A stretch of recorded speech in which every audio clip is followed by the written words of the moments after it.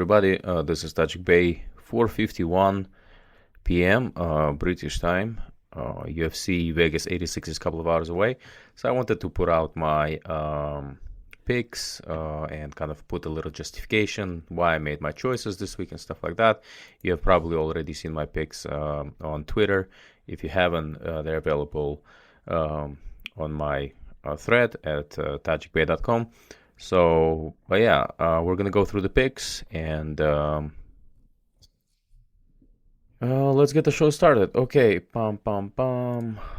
First fight, the opener is Daniel Marcus versus Aori Chilang or Aori. The line has got like significantly out of control. There's a lot of action coming in on Daniel Marcus. I can partially understand that. Daniel is undefeated. He has defensively a little bit more sound in terms of striking, yeah, but I think my concern here a little bit is I think the way I see the key to victory for Aori is through pressure. And stylistically, we know that Daniel is probably going to be trying to counter Aori and catch Aori with something, and Aori is going to be pushing forward. I think it's ideal tactics. He has volume for it. He just needs to be a little bit careful with his defense, and I think what he also needs to do is to try to go into the takedowns. Even if he cannot get the takedowns, Aori that is, he needs to try to give Marcos a different looks, and that would be enough so that he could mix stuff up and show different looks, like I said, and try to win. I think it's going to be overall a close fight. I like Aori Chilang here to win by decision.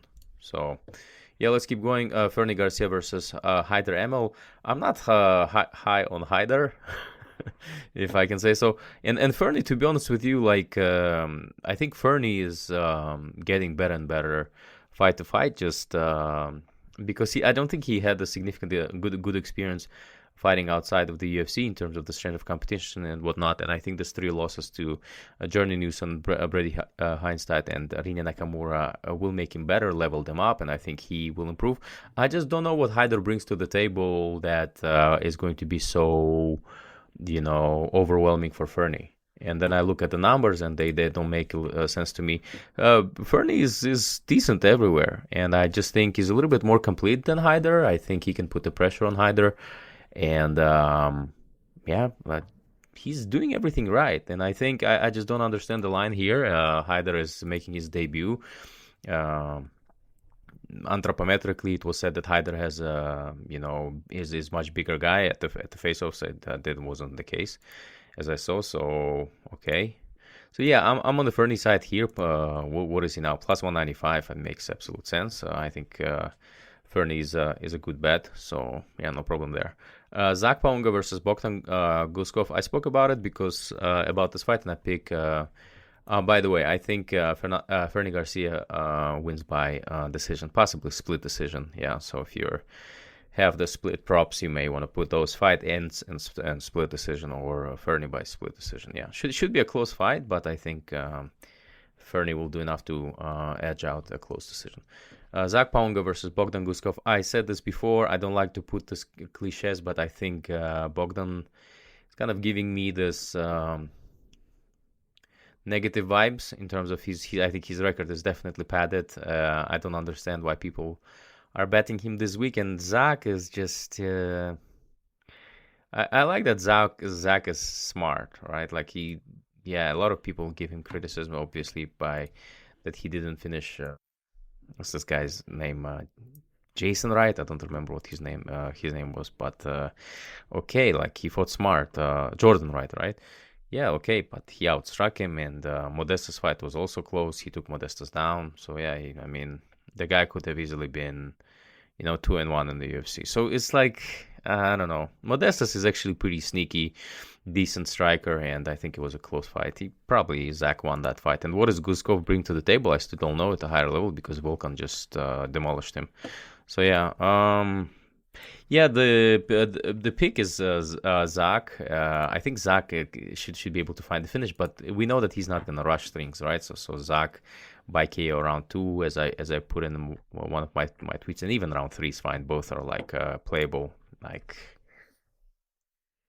yeah, nothing crazy, but Paug around 2 is plus 1,000. Paug around 3 is 1,800. Yeah, I think it covers both outcomes. Covers the potential outcome pretty well, and at a very generous odds. So I like Zach Paunga here. Yeah, let's keep going forward. Devin Clark versus Marcin Prach. Oh, no. Max Griffin versus Jeremiah Wells. A lot of love for Max Griffin. I don't understand why. I said this before. Max doesn't know how to win fights. There is a reason, and the last convincing win of his was probably, I would say, Carlos Condit, right? Tim Means made them look like human. Yeah. Neil Magny. Yeah, I don't know, boys. I'm just not high on Max Griffin. I never was. And what advantages he brings versus Jeremiah, I don't know. Because Jeremiah is good everywhere. Jeremiah is very, very complete fighter. And honestly, if he was winning that Carlson Harris fight, I think it's a good learning opportunity for him, albeit a little bit late, right? Like guy would have been like 5-0 in the UFC, and I think the odds would have been completely different. And he almost beat Carlton. It was just like one little mistake. He got overwhelmed, got tired, and Carlson caught him with his signature move. So yeah, no, I mean I think we're getting like a really good discount on Jeremiah Wells. He should do just fine. Just keep going forward, and yeah, I mean, what is Max gonna do? Maybe catch Jeremiah once, and then we're all gonna be like, oh, he caught him, knockdown, this, that, but can he finish? No, and then Jeremiah should took over, just pressure him, and maybe take down or two, like, was not much, I think. I don't think he can do much in terms of just being able to hold down, but I think he can do some damage, so just to comfortably win this fight. Can Jeremiah finish Max? I don't know. I mean, it's a long shot, but I think it's decision here is more likely. So yeah, I like Jeremiah Wells here.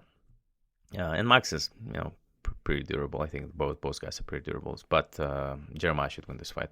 Devin Clark, Marcin Prachnio. I mean, I said this before. People are betting Devin Clark in this economy. It's very strange to me. Devin probably gonna go fake just gonna go for overhand rights and then go for the doubles, for the singles, pressure Prachnio against the cage, and I think Prachnio would have to try to defend himself. I think Prachnio can land the good elbows when Clark enters, or just like counter or try to scare away Clark with the knees to the midsection or to the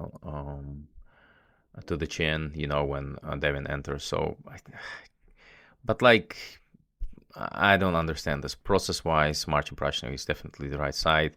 You're getting him at plus 200, like that doesn't make any sense. It's a 50-50 fight in my opinion.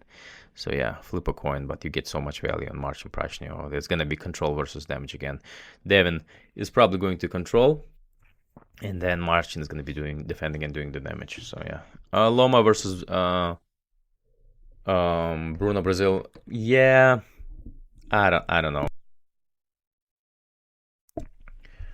I don't know. It's Loma. It should be Loma, but there's just so much action right now. Is Loma a parlay piece now? Yeah, I guess so. Yeah, she should win.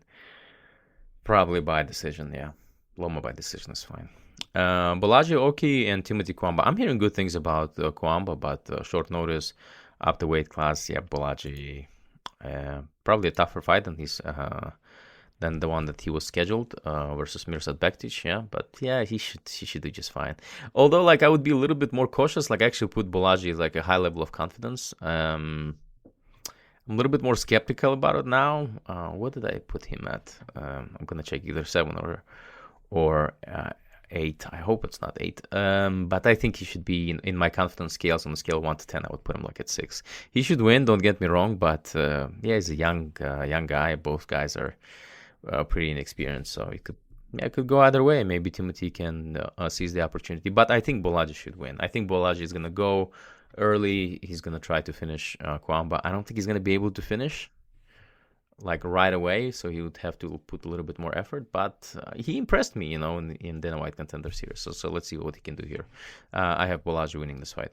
Carlos Prates versus Trevin Giles. I mean, I don't like betting on Trevin Giles. I never bet on Trevin Giles, but I said this talking to one of my friends on Twitter, is that I don't bet on Trevor Giles, and like not 9 and 10 times I wouldn't, but if there would be one time I would probably be that, because like Pratis is gonna go try to finish him early, and if he can't, and I mean Trevin is durable enough. I mean we're just judging him by his most recent when he was stopped most recently, but he's fine.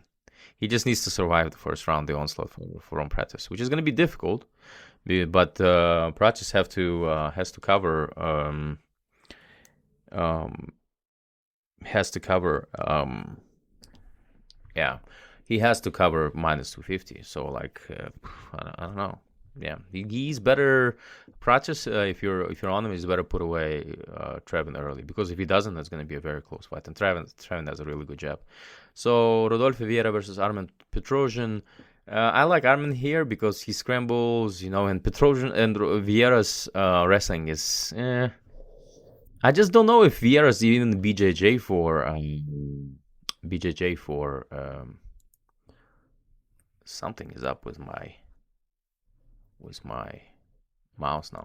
I don't even know if Vieira's BJJ is good at the MMA level, because BJJ for MMA is different than BJJ for like just when you're just grappling. And I think Rodolfo's offense, wrestling offense, is worse than Armen's defense. Defensively, I think Petrosian scrambles. It's hard to hold him down. He's a bigger boy, and Rodolfo is just a very muscular guy. So if you're on the Rodolfo side, you would hope that he takes him down in round one and just submits Armen. Because if not, then it's going to be a really long night for Rodolfo, because Armen is going to pick him apart.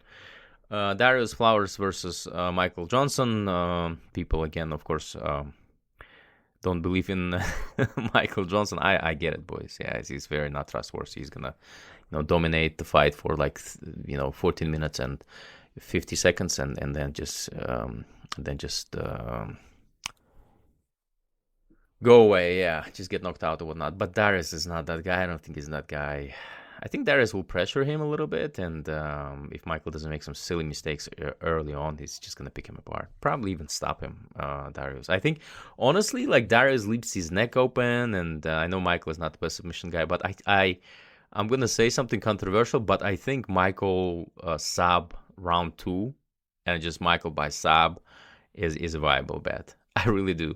Brett Tavares versus Robocop. I don't really care. The line is, this is too much to pay for Gregory. I think he wins. I'm not high on Brett Tavares anyway. Ihor Pocheria, as they say in Portuguese. Igor Poteria versus Robert Bryszczyk. Well, let's start with saying that Poteria means loss, so it means L. Anyway, in multiple Slavic languages. So I think we are a little bit overestimating the first round that Poteria had most recently against Rodolfo Bilato, because Rodolfo Bilato gives you a chance to win. It's your chin versus my chin, and I don't need necessarily know if it's a good idea to trade with Robert Bryszczyk. Bryszczyk is fine. His boxing fundamentals are okay, so he just needs to pick his spot. And but Poteria takes this fight on a short notice. He had issues cutting weight. It didn't look good at the weigh-ins. Although I don't care how you look at the weigh-ins, but it's just like he honestly, like, if the fight gets canceled, I'm not gonna be surprised, because to me Poteria didn't look healthy, And I don't put too much weigh-ins into equation, but even at the recovery, like after the face-off, like he just didn't look well. If this fight gets canceled again, like, I'm not gonna get surprised. Dan Ige versus Andre Fili. I'm gonna be cheering for Andre Fili. I think he can do enough. Like, Dan is solid everywhere. I get it, but I think it's honestly, like, in terms of momentum, I like where Andre is, where his head is at right now. And Ige can have a flawless fight, or it can be like a really messy fight. So I don't know. I think I'm not gonna say. Well, I said this actually in the previous recording, that people think that Andre Fili is inconsistent. I think actually Ige is even more inconsistent. his strength of competition is definitely better than under Philly, right? And his wins are well, or they're okay, but I think I gave an example of the last 8 fights: 1, 2, 3, 4, 5, 6, 7, 8. So per UFCstats.com, right? Like he's Andrew Feely is 3-5, right? So 3 wins, 5 losses, and then actually in the last 10 he's 5-5, and then let's look at the Dan Ige. 4, 5, 6, 7, 8, yeah, 3-5 also. Yeah, of course, lost to much better guys, but doesn't take away the fact that yeah, I think it's a close fight, and it's not just a math, like right, like guys, there are multiple things. I think anthropometrically, Underfield is obviously taller. He has a reach advantage over him. Everybody does over Dan. Dan is not a big boy, but. Yeah, I mean, striking output is near identical. Philly has an edge, and then Philly can resort to takedowns, although I think he's going to have troubles with Ige's doing anything much out of it because Ige's grappling is pretty good. 50-50 fight. Philly is plus money, so that's why he's the side for me. So I really like that. Yeah, and the main event, Jack Hermansson versus Joe Pyfer. Like I said this before, guys, I understand this narrative, like Dana wants Joe Pyfer to succeed, this, that, yada, yada, yada.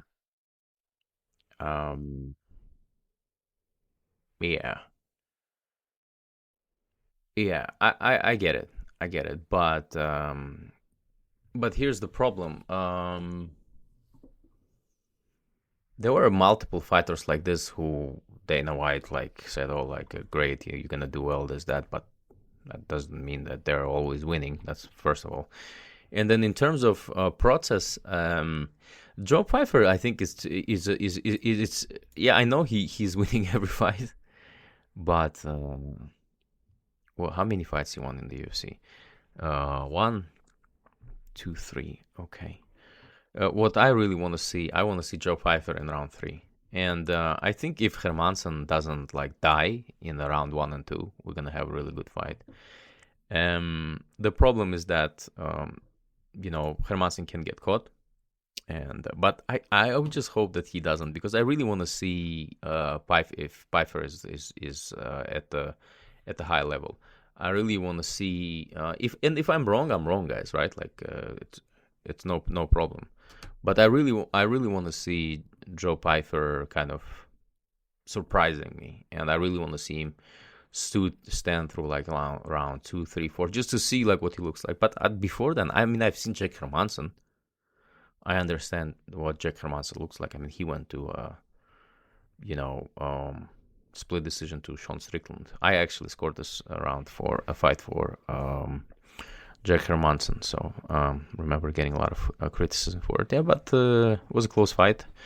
On the paper, in terms of significant strike, Sean only outstruck Jack Hermansson by 16 strikes, so I thought it was close, and I thought Jack did enough. Chris Curtis fight, he beat Chris Curtis. Dolidze caught him because Dolidze has crazy power, or just like weird ways in which he wins the fights. Yeah, like process-wise, Jack is the right side. Okay, Joe Pyfer goes, hits, and he doesn't break Hermansson's ribs or breaks his jaw, then we should have a pretty close competitive fight. I like Jake Hermansson here. So yeah, that's this is it. That's all I gotta say. How long is this? This is almost 20 minutes, guys. Pretty short, consistent, but I hope on point. If you have any questions, just give me a shout out on Twitter. Always good to record these, and if you want to follow me, I'm on Twitter at Tajikbay.com. If you want to access my content early, it's available on Tajikbay.com or on my Substack page at Tajikbay.substack.com. And then I'm across all the streaming and broadcasting platforms, Spotify, Google, Apple Play, Apple Podcasts, and stuff like that. So yeah, best of luck today, and take care.